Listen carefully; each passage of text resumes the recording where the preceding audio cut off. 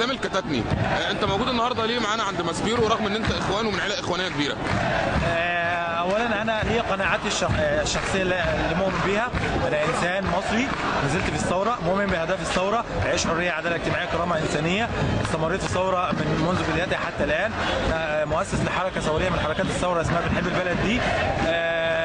لما شفنا ان مرسي بيدير البلد من خلال مكتب الارشاد، بحيث ان احنا المشهد باختصار شديد ان مصر اصبحت غنيمه في ايدين جماعه الاخوان المسلمين، وده اللي انا ما اتربيتش عليه في الاخوان.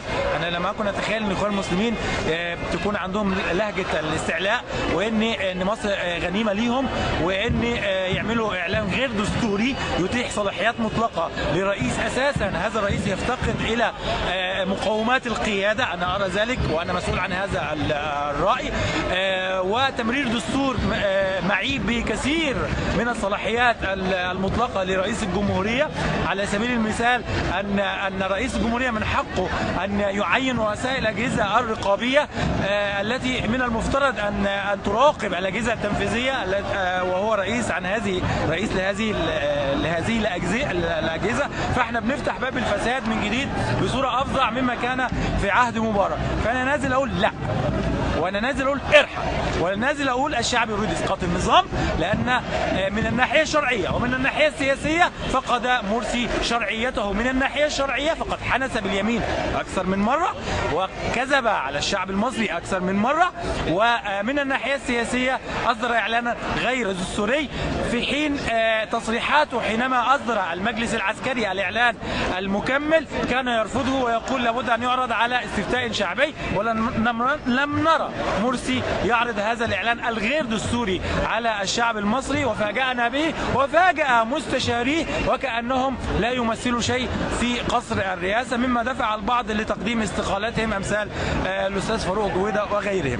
فاحنا نازلين نقول لمرسي لقد فقدت شرعيتك، انت لست مؤهلا لقيادة بلد عريق مثل مصر، انت لا تمثل الثورة المصرية. الثورة المصرية تعيد البوصلة من جديد لتحقيق أهدافها التي خرجنا في سبيلها: عيش، حرية، عدالة اجتماعية، كرامة إنسانية. ونحن مستمرون حتى نحقق أهداف الثورة، رضي من رضي وأبى من أبى.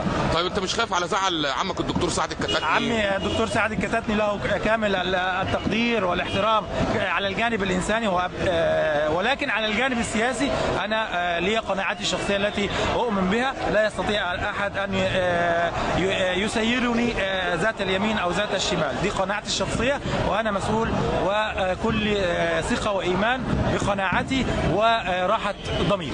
آخر سؤال، شايف التصعيد يتم إزاي وإزاي نصعد مطالبنا أكتر من كده؟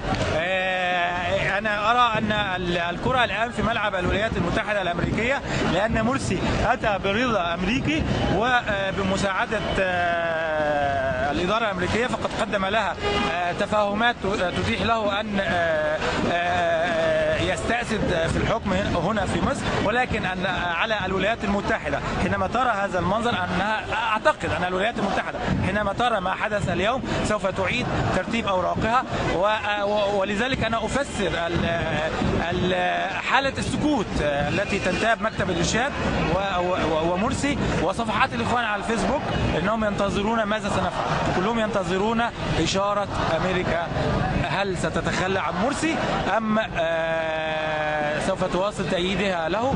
وإذا تخلت عنه لا يتبقى معه إلا الحشد، والحشد يأتي من جميع أنحاء الجمهورية، ونحن حشدنا هنا في القاهرة فقط. نحن نأتي بملء إرادتنا، لا نشحن في أتوبيسات، لا نأخذ وجبات. يأتي الفرد منا بكامل أهليته ووعيه وقناعته الشخصية، وإذا استغل كارت الحشد سيكون وبالا عليه، لأن مظاهراتنا كما ترى سلمية 100%. فإذا حاول أن يستغل هذا الكارت ويلعب به سيكون خاسرا خسرانا رهيبا. ألف شكر لحضرتك أستاذ إسلام، وأرجو أن حضرتك تستمر معنا في المظاهرات. لا أنا مستمر يا فندم، والناس الحركات الثورية كلها عارفة إسلام الكتاتني من صور التعبير. ألف شكر لحضرتك، شكرا.